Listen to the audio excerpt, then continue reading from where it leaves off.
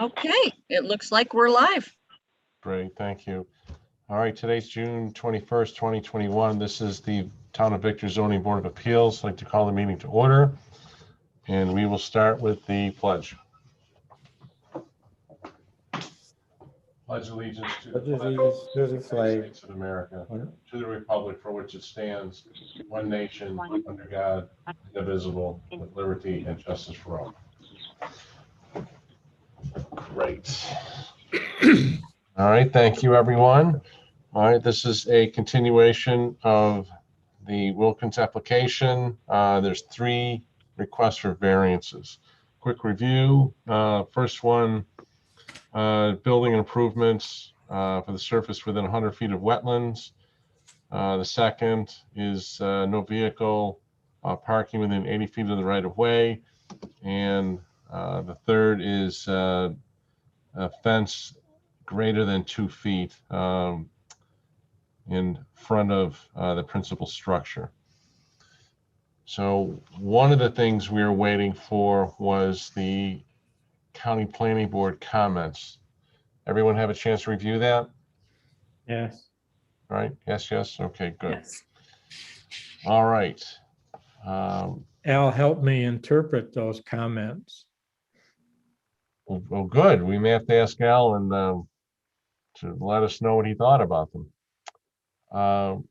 So the other thing that we were waiting for from, I think, Alex was Matt had asked for what the proposal would look like without the variances. So we can kind of compare what you're asking for to what it would look like if you didn't get the variances. And I think really specific, it had to do with the parking within the right of way. I think you had a prior variance back in '99 within 50 feet, and you're asking for a bit more. Did you have a chance to provide this? I was looking through the materials and I didn't see it. Yes, we submitted a alternate site plan with a letter from Brian and a consultant he works with. I think in the presentation document, there was maybe it was the 3rd slide or so, Mike. It looked to me like it was an alternate plan in there, in the PowerPoint. Yep, The- the There's- first 2, yep, there they go. Okay. There's a new drawing with a fence 50 feet. It's labeled, that's it. It's on the screen now. That's the new one. So how does that compare to where the current fence is now? If there was a CE 103 drawing, you could tell. Go back to drawing 1. The page before this. There you go. There it is. So the fence we're proposing, as part of the application is where the fence is today. So it would move it back. I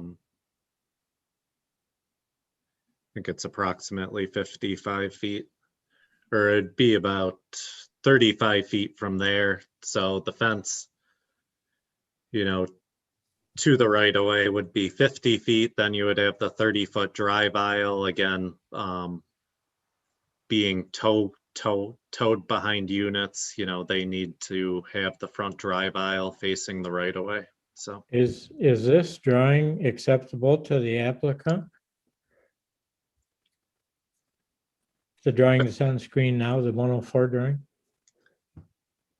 that's the proposed plan as part of the application. Yep.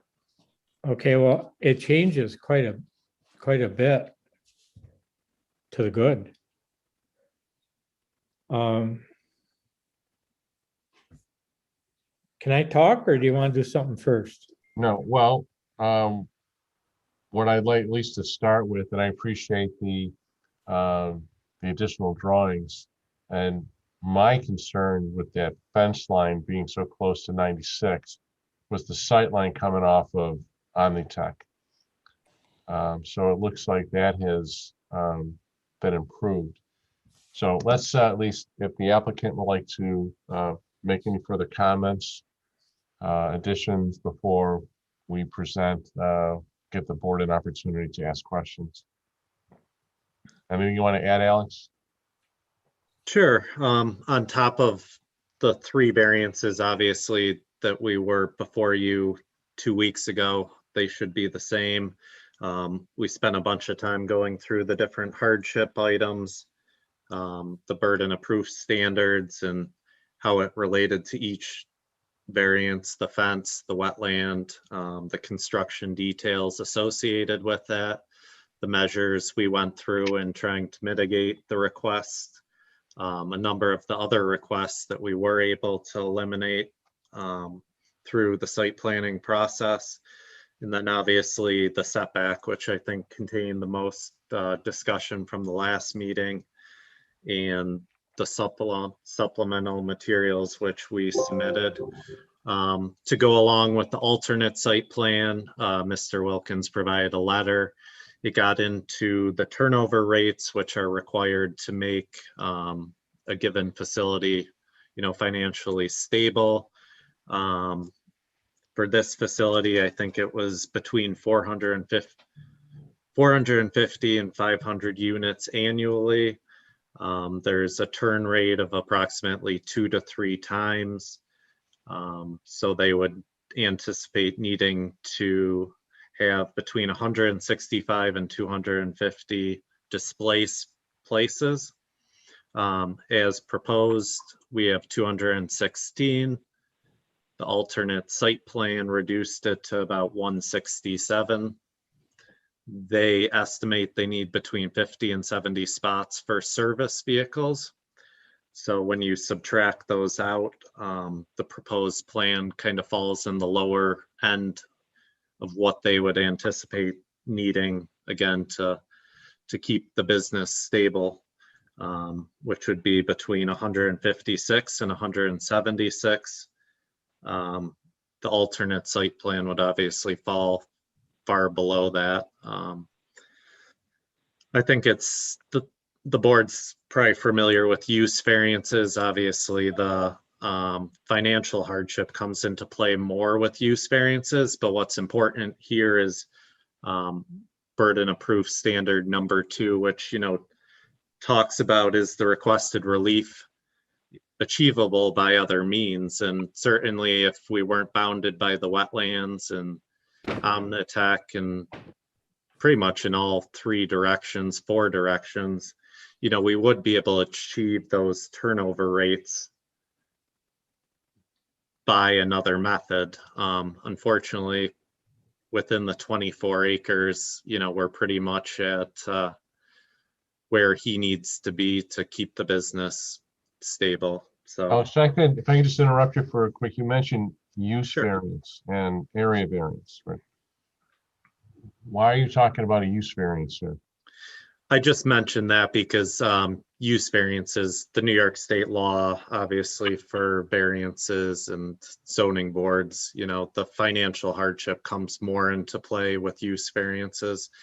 But it was important for this application due to the site constraints. And again, is it achievable by other means? We can't achieve more displaced places by going in another direction. So I don't want the board to get confused, if you will, No. that this is the standards Nope, for these 3 variances is area variance, not use variance.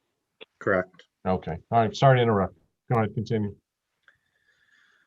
I obviously spit through a lot of those numbers pretty quick. All that information was contained within the letter from Mr. Wilkins. There was also a letter from the consulting agency he works with on business strategy.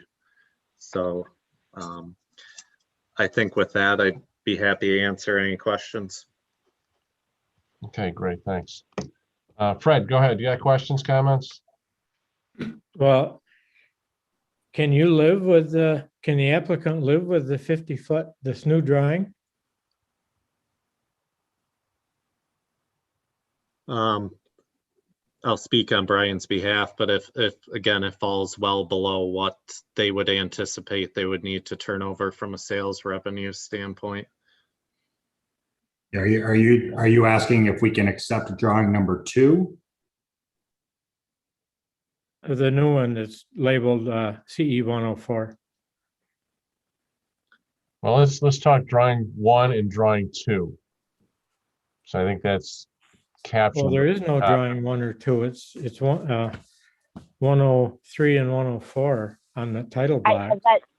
That's just how I labeled them on the PowerPoint. So I thought we could refer, so they'd be easier to Oh. refer to what Fred means on the actual drawings. So it's 103 and 104 down in Oh, the lower. At the top of the page, there's a reference to drawing 1 and 2. So 103 is what's acceptable. 104 would not work for us. oh, okay. So the applicant would prefer drawing number 103. Is that right? Correct. Yep.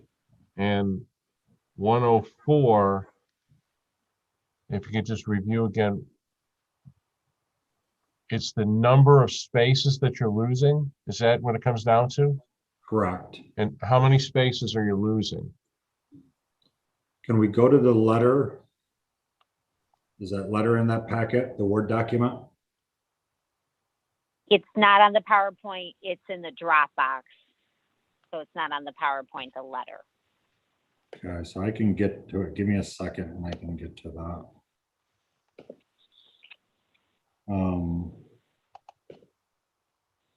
All right, so the math that I put together is the proposed site plan shows 216 parking spots.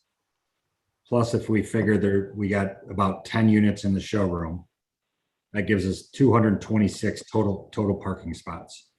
We estimate that we need about 50 to 70 parking spots, depending on the time of year, for service vehicles. So that leaves us 156 to 176 parking spots.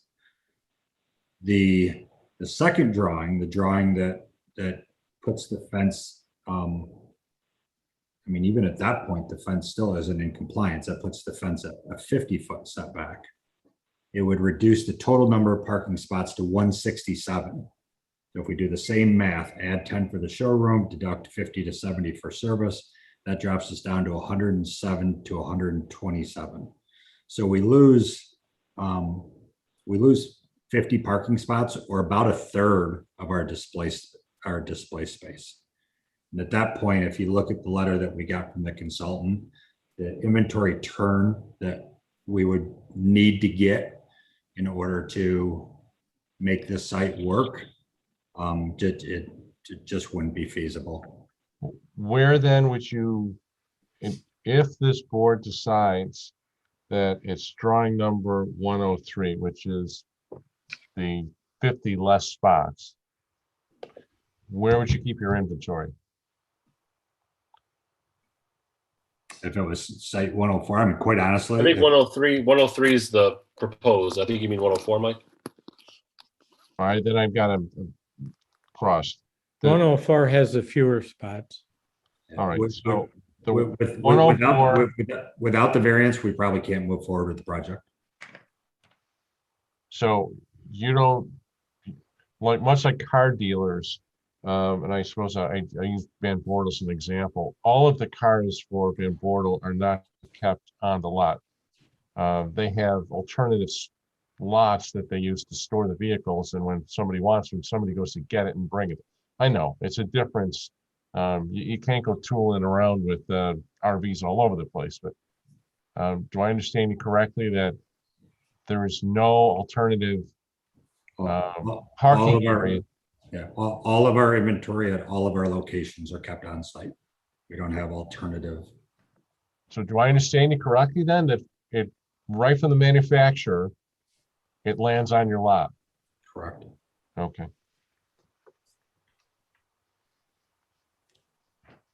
Is the issue mainly that the time it takes the manufacturer to replace a vehicle once it's sold. If they were, obviously, if they could instantaneously replace a vehicle when you sell it, you wouldn't need as much space. So there's a lag from when you sell a vehicle to when they can replace it for you. Yeah, and it just turn rates in the RV industry are lower than what they are in the auto industry. It's a less standardized industry. There's a lot more differing models. I mean, we have travel trailers that are 15 feet in length. We have travel trailers that are 35 foot in length. We have fifth wheels. We have just all different types of products.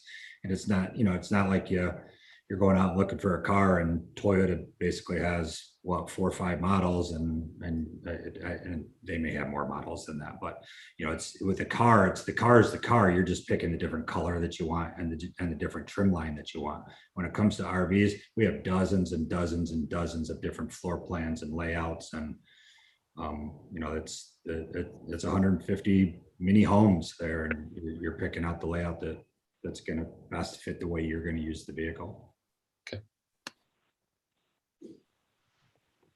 I think we cut you off, Fred, a little bit. Do you have other questions, comments?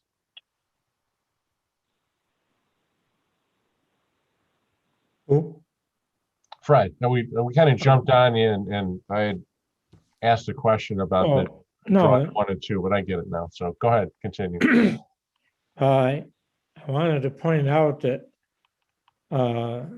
this plan of Sun 103, the larger one, the only one that's under consideration, has I like the northern west corner. It'd be on the drawing. It'd be the top left area, taking those 2 driveways out that are there now. When we were discussing and voted on a sign for Omnitech, failed because perceived congestion. And in moving this, I want to make sure I understand that the driveway now is going down halfway to Thirsty Turtle. It'd be across from Bristol's operation where the big trees are, down in that area somewhere, way away from the Omnitech place. And I like that. The lot line that's at the corner of Omnitech and guess who forgot to shut his cell phone off?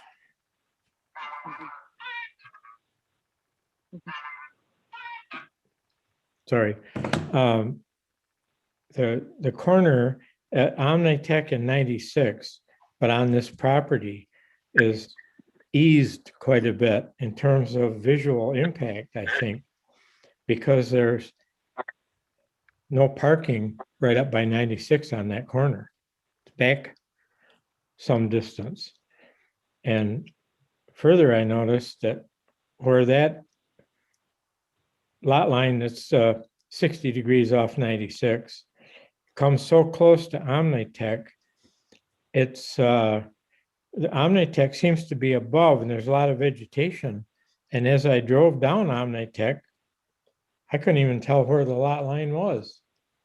So I didn't feel too bad about that close distance there. As far as the distance from 96, the 30-foot driveway, I know Al considers it the open display area, but if there's no parking and there's no slots shown in that 34 parking, there'd just be an occasional vehicle driving down. I think of it being open, and the vehicles are set back quite a lot further from 96 than they are now. And that corner, as I visualize it, is a pretty big improvement. So I wanted to get that out. I'll rest now for a minute. Okay. Sarah, questions, comments? No, I agree with Fred. The corner does look better. I think at the previous meeting, we talked about that open drive area where if we do decide to grant that variance, that we would potentially put a condition that nothing could park in that area, which I think I would be in agreement with. And the way it's proposed, I would be fine with the setup. The fence itself, it's not a stockade fence. You could see through it. So I don't think there's really any safety concerns there. I guess my question would be for Alex or Brian, if there was approval from the DEC yet or no. No, there's not. Okay, We were kind of told by the consultant when it's time to go to the DEC, you know, we should have a plan that we're prepared to move forward with. Obviously, there's some pieces moving forward, so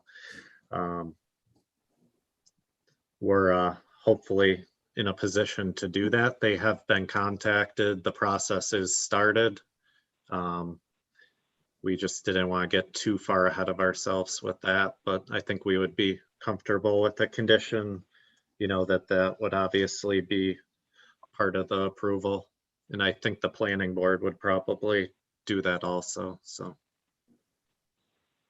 I think that's good. Good. Anything else, Sarah?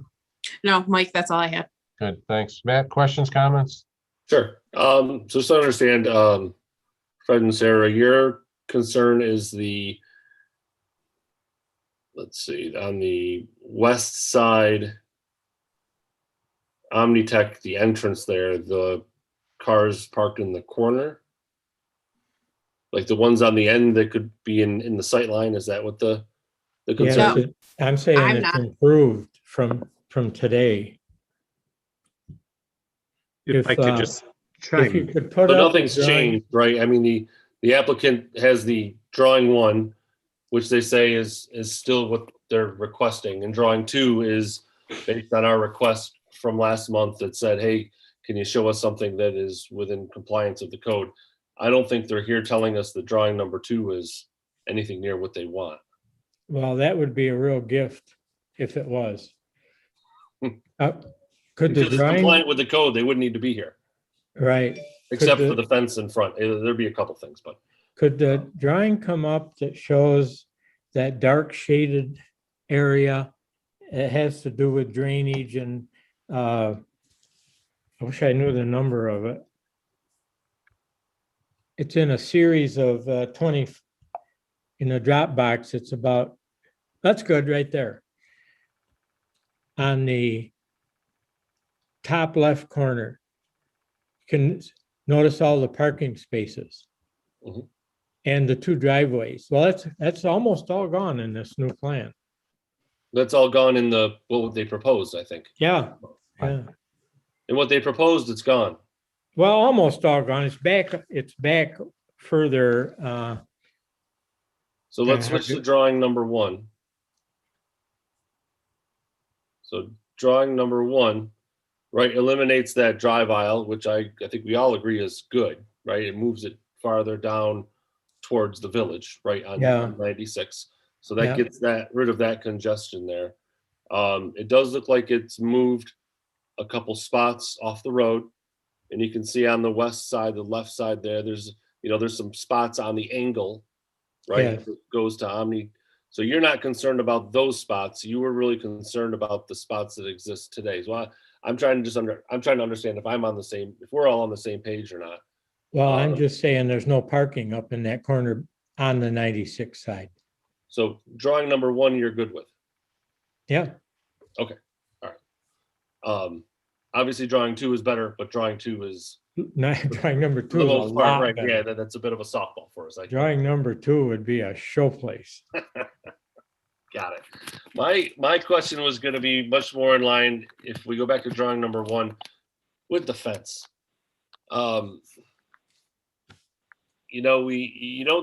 We've actually had dealerships in front of us asking for fences forward to the front setback and all of that, and security, and trying to have customers funnel them through right the showroom and those kinds of things. They've relatively been unsuccessful in the past of convincing us, and here we've probably got a pre-existing non-conforming type of situation. But I'm just putting it out there. Would you be okay with getting rid of the fence if drawing one stayed the same and you were able to have the same number of parking spots, is the fence that important to you? To clean up the site aesthetically, right? It's a chain link fence, and I get it, you can see through it. To me, that's probably the one thing that sticks out about the site that's not within character of, a district that has car dealerships, with cars parked closer to the road. I totally understand that, and I'm okay with, the distances here in drawing one, but the fence to me it'd be nice to just get rid of that. Is that a showstopper? Do you really need that? Well, the fence just comes down to security, and RV dealerships are very prone to theft. We don't have a fence now. 2-3 weeks ago, we had the police at the dealership investigating catalytic converters taken out of a motorhome. I thought there isn't an existing fence there at all? There's not. We removed it because it looked so bad. There was a fence. Okay, so there was a fence. Okay. There is a little. There's fence posts. The posts are still there. Yeah, Okay.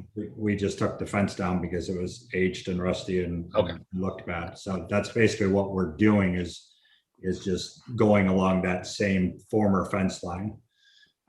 We've had issues in the past with TVs being stolen out of RVs, radios stolen out of RVs, spare tires stolen from RVs. And it's just it's gonna create a situation where the police are spending more time at the dealership than I would think you probably want them spending at the dealership. And was that with the fence before?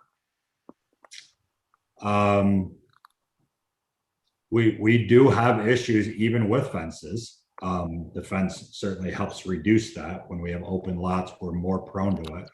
But we've had situations where they'll walk all the way around the fence and get in, which at this site, it would be hard to do that because that fence is pretty all encompassing. So, that's what it comes down to. It's just a safety thing. Or would like the additional lighting on this, is there any additional lighting being placed on the site? Anything like that would help mitigate it? Or, I mean, are there other alternatives to it other than a fence? Again, the lighting may help, but ultimately what we have found in the past is the best deterrent is a fence. Are there other? Sure, but that's the best way to do it. So we just try to, put a nice looking sharp fence out there, and I can't sit here and tell you that would be a deal breaker for us, but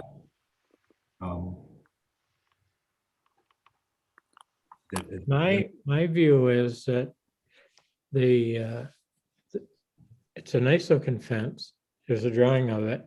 And then that open driveway behind it, before the motor vehicles show up, will look pretty good. That right across from the Bristol entrance is that drop down bump in the fence, and there's a culvert under 96, and there's a concrete abutment that keeps that fence from going straight across. Yep. Stream runs down through there.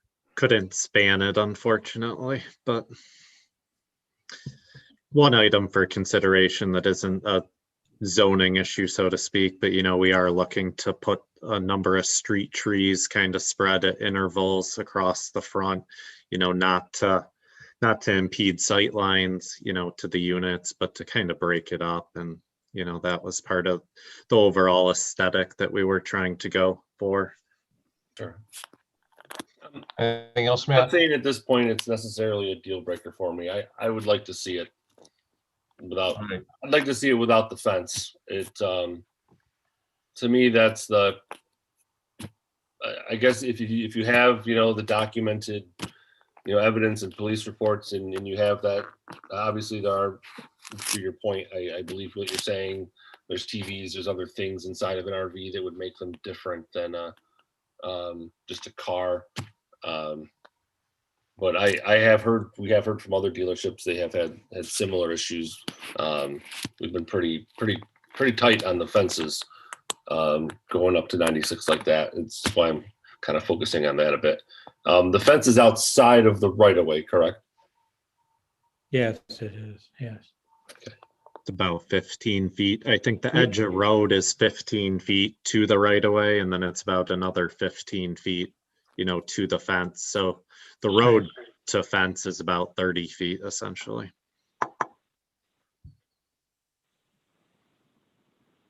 I'm okay for now, Mike. All right. So I'd like to touch on the fence a little bit more. I like Matt's line of thinking here. And my concern, and I understand the aesthetics of the fence, my concern though is more at the sight line from on the tech coming in and out, and the height of the fence. Other dealerships, albeit they are cars, and they do have catalytic converters, but yet they don't have fences around vehicles. So let me ask, instead of removing it altogether, instead of a 6-foot fence, if it were a 4-foot fence, certainly, I know you can get over a 6-foot fence, you can get over a 4-foot fence, but it's certainly going to make a deterrent and slow them down. And that might help maybe the sight line distance or maybe the aesthetics of it. If you have any thought as far as why the need for a 6-foot fence as opposed to a 4 or a 2? Could you walk us through that a bit? I think it's just what you're saying. It's just a little a 4-foot a 6-foot fence is harder to get over than a 4-foot fence. And so I think when you're putting a fence up, you're trying to find the happy medium between cost and deterrence. And I think 6-foot is where you get to the point, and also sight line, right? So 6-foot is low enough that usually sight line is good.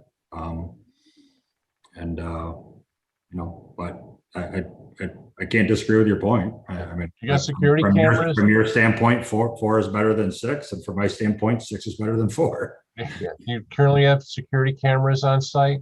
So I would imagine Van Bortle or Chevrolet, there's security cameras all over the place, Yeah, as is the mall. Yeah, we currently have no security cameras. As part of the project, we would be installing security cameras.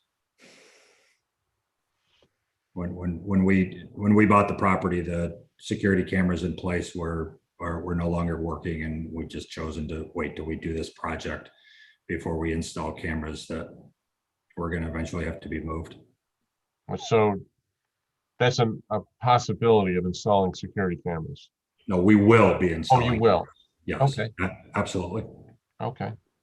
One of the other things that Brian hasn't mentioned yet is just and this has happened, where you have just teenage kids that can jump over a 4-foot fence or just enter into the property and they party in RVs. That is another issue that we have experienced in the past, where they just break in, and it's not like you're seeing a car on a camera. Even people to identify just coming into the property is very difficult on security cameras to really see who it is, especially in the evening, no matter how much light, no matter how many security cameras. And they just vandalize the units. Well, along those lines, we found homeless people Yes. living in one of our campers. Mhm. I would think in that similar case, whether it's a 4 or a 6-foot fence, they're going to get over that. To me, the better deterrent is, yes, if you have a camera, obviously you're going to want something that's actively monitored, right? Yeah, I'm not sure if your camera system is something that's just going to record, and when you show up and you see that someone's vandalized something, you go back and look at the DVR or something. But if you looked at something that is much more, active, or does motion detection and that kind of stuff, so that someone's really getting an alarm that, hey, somebody is now on the property, and you can call the police right there, or not have to wait a day or two or the weekend to then realize that someone has destroyed something. I think that's what a lot of other businesses and things are going to, where they're having a slightly more intelligent, sensors or cameras, or just monitored sensors and cameras to be able to react a little quicker, because we can debate whether it's a 4 or 6 foot fence. Those kids are going to get over either one. Yeah. And I'd be for certainly another option maybe, like, does the fence have to go in absolutely right now? Could we come to some kind of agreement where we move forward without the fence, you put it in and you look at a different security alternative? And if things don't improve, we revisit that maybe. I'm just kind of throwing that out there. I hate to have you see you go through, vandalize units before we go to a fence, but my gut tells me there are other alternatives, because we just don't have fences around buildings and car dealerships and other things with valuable assets like what you have as well. At least we don't have many of them. I don't know, thoughts on. All right, let's hold that thought a sec. I think we'll come back to that because we have 3 separate variances, and there's some things I'd like Al to touch on with regard to the county planning board comments. So Al, if you could synthesize and summarize it for us about what exactly did the county planning board tell us with regard to these 3 applications? Actually, I referred it to Marty. Okay. And I don't know if I have those comments in front of me. Well, as best as I could tell, and correct me if I'm wrong, but as far as the wetlands issue and the wetlands variance, that the DEC permit would be required, and it sounds like the applicant is okay with making that a condition for the wetlands variance. I'd agree with that. Okay. And they also made a comment about it being dark sky compliant and then recycling the debris from the old structure. Being dark sky compliant, that's part of the site plan. I believe they're aware of the deficiencies and will be addressing those prior to the site plan approval. But I really didn't see anything with respect to comments about the right-of-way issue or the fence issue. That's what I got from Marty too. I don't recall them being anything significant. Okay. All right then. Could I just speak quick?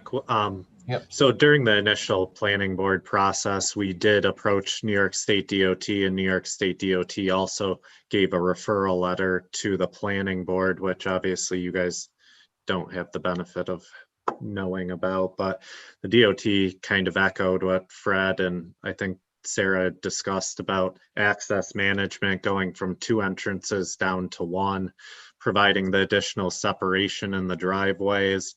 I think there was also some master planning done by the town looking at access points. This was generally consistent with that. And you can see when they did the right-of-way taking for Omnitech, they somewhat strategically cut the corner off of there, and that is for sight lines. It, ensures the state DOT owns that corner. So, nothing could be done by a project applicant without permitting through the DOT. So For a slight sightline improvement, where the fence goes around that culvert, if it angled away from 96, maybe on a 15-degree angle or something, so it fell partway down that diagonal side lot, the fence wouldn't be as prominent from Omnitech as it is now. Well, I think that the bigger concern I would have, not only Omnitech, but the entrance exit to Wilkins for traffic coming, I guess, southbound on 96, that the fence could cause a sightline issue coming out of the driveway for traffic southbound on 96. I mean, I think the sightline for Omnitech is has improved with how that corner has been clipped, if you will, for the fence. But with a 6-foot fence, and I guess unless you're in a pickup truck and you can see over 6 feet, a passenger vehicle may have a difficult time trying to see through that fence that runs perpendicular to the car. That's a good comment. One thing I don't think we have talked about, but the grade difference between the road and where the fence is located, the grading does drop off coming into the site. So the fence, the base of the fence is, I think it's in the realm of 2 to 3 feet lower than Route 96. So, that is, I think, relevant to, how it appears from the right of way. So. Well, let's, Susan, are there any comments from the public? Anybody watching? There are no comments.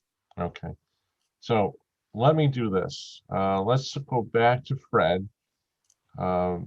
Where do you stand on the variance for the wetlands? With I the think- condition I that a think I- DC permit. I think I would approve it with a DEC condition. Okay, They're gonna And have what- to fight that out anyway. okay. It's And in the what- back. I'm more concerned about 96 side. All right, well, I want to go down each of the variances and just get an idea of where you stand for each of the variances. So for the 80-foot, well, 50 feet, and what they're proposing, this would be for drawing 103. Where do you stand on that one?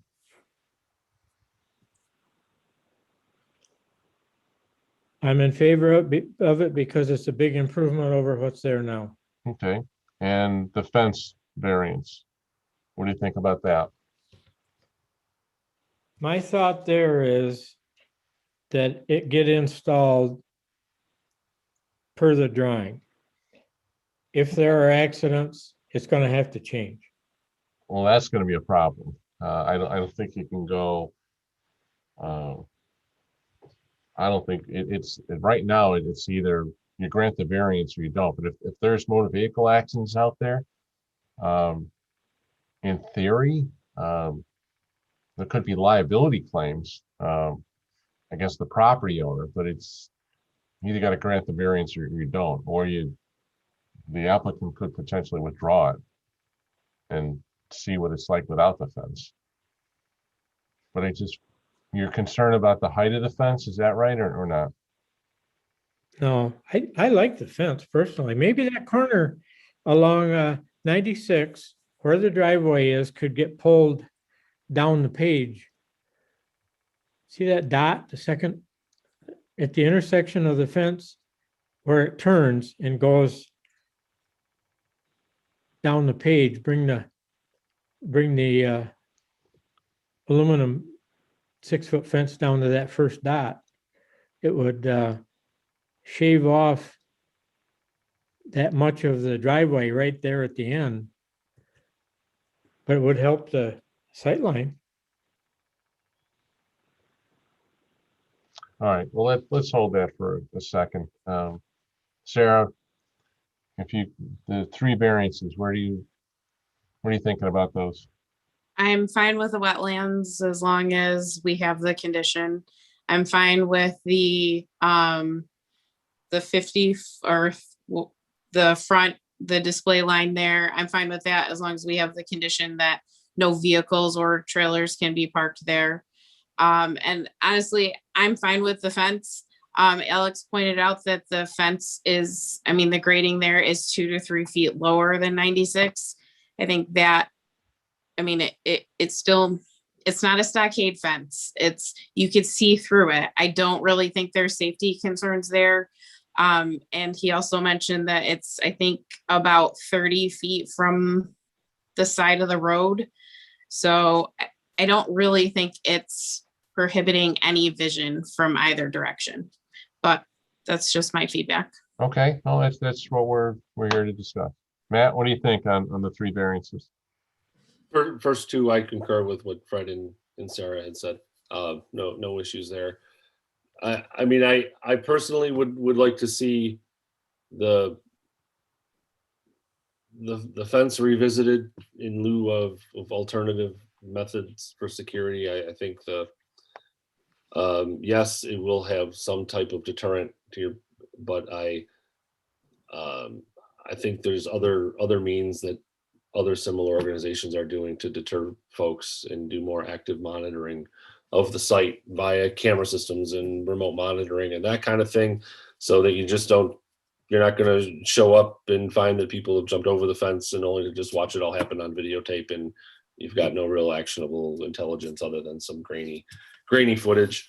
I am only one vote. I do think they've done an incredible job in improving the site. I think it's going to look great regardless of whether the fence is there or not. I do think, though, if I try to weigh other applicants that have come in front of us with similar security concerns and balancing that against, geez, do we really allow them to have the fence that forward of the front line of the primary structure? I've never seen us give that out. I've certainly never seen us give that out that easily. So I guess I'm still on the fence, right? That's a good one. More ways than one. Insert a dad joke here, or pun. I could go either way with it. I want to see the business succeed. I certainly don't want to see vandalism or anything like that to happen to any of their equipment. But my personal preference would be, I would love to revisit the fence separately, and if they would compare it to other means of security, by bringing the site more in compliance. That's all. I guess I'm not saying if I'm a yes or a no, but yeah. No, I think I'm in the same kind of ballpark as you.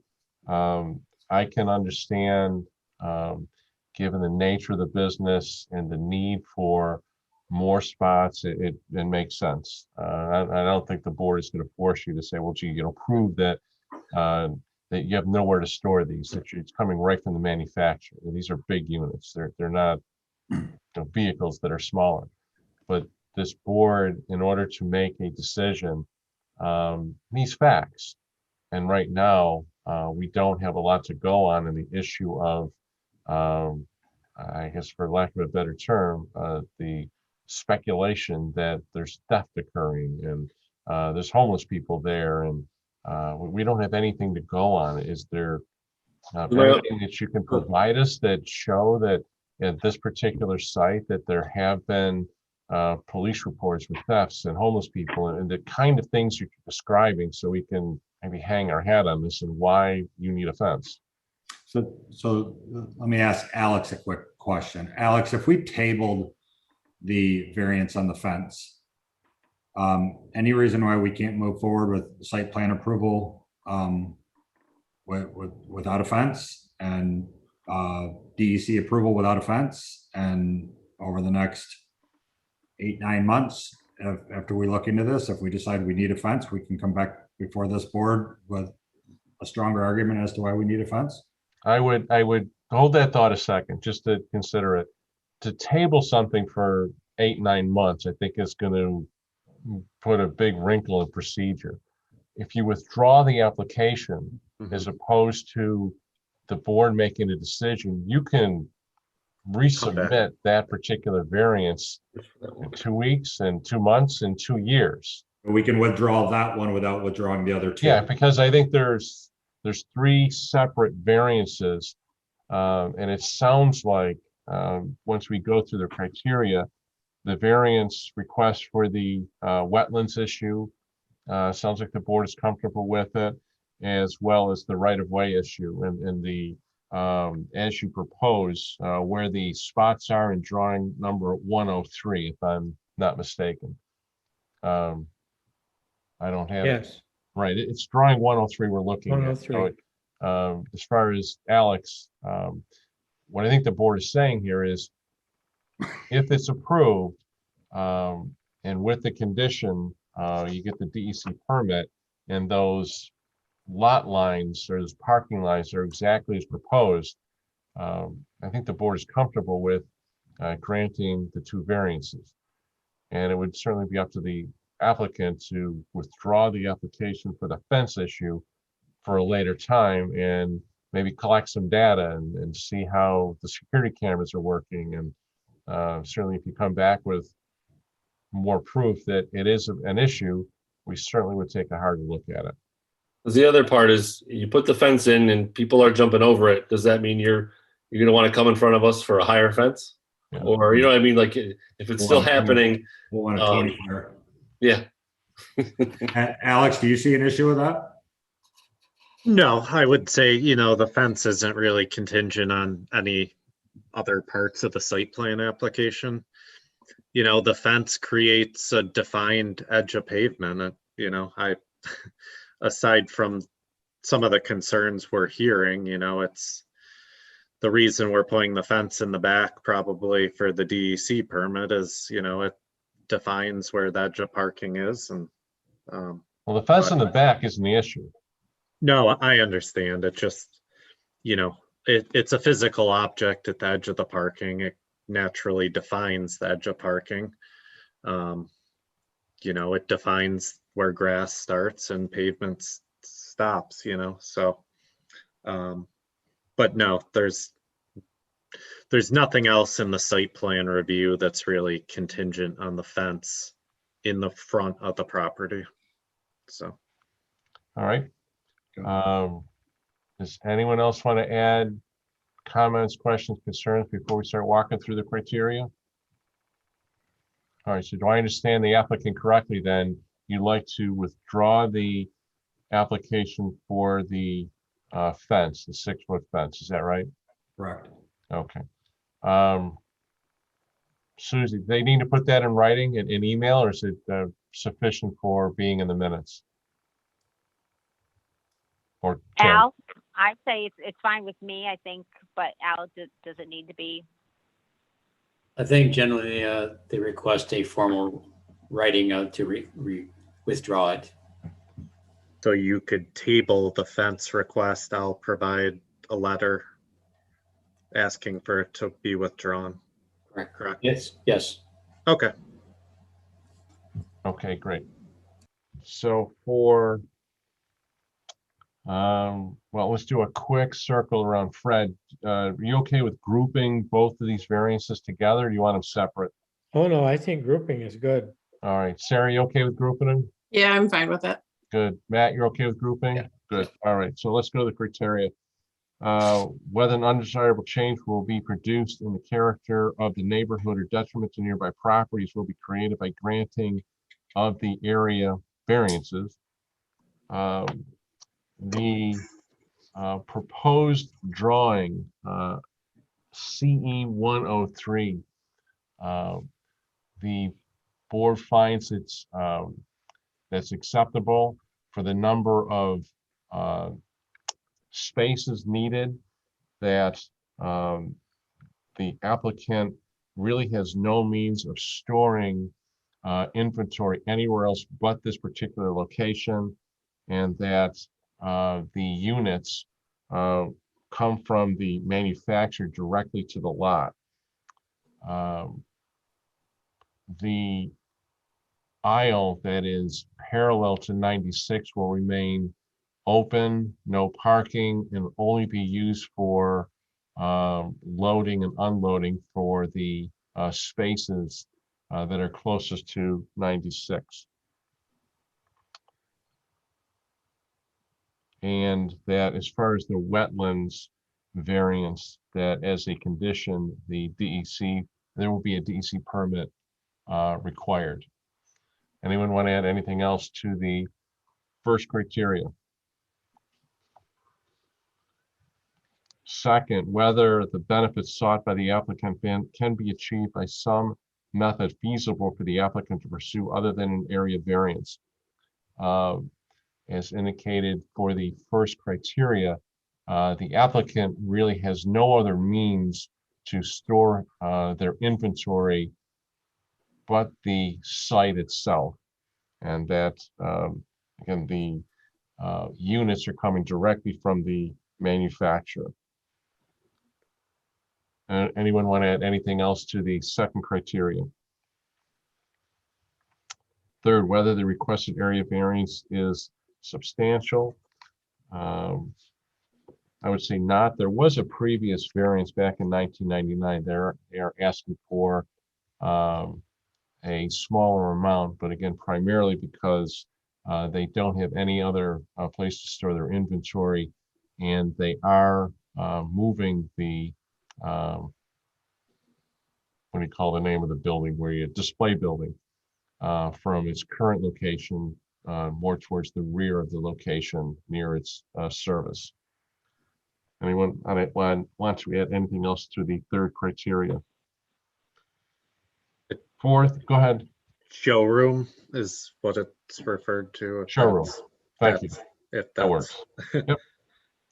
Yep. Whether the proposed variance will have an adverse effect or impact on the physical and environmental conditions in the neighborhood or district.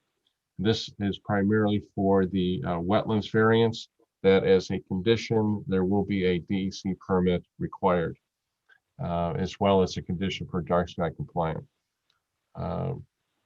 Anything else anybody want to add to that?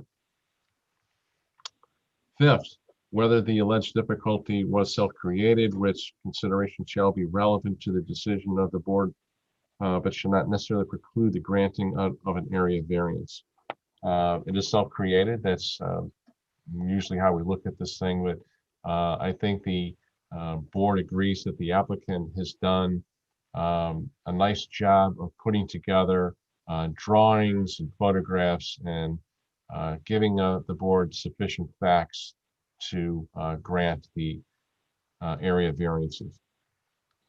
Anyone want to add anything else to the criteria as we walk through them?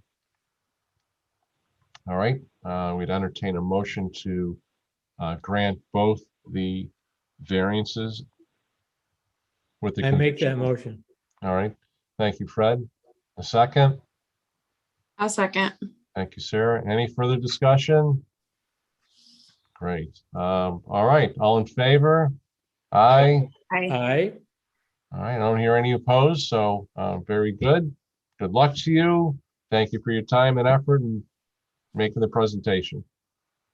Thank you, Thank you. everybody. Alex, Appreciate your support. Alex, before you go, what's in your background behind you? Nobody else has got anything that looks that nice. it's the front entryway of our office. Oh, Yeah. Okay. can we great. come and have a meeting there? Certainly. Well, good All luck. right, very good. Thanks so much.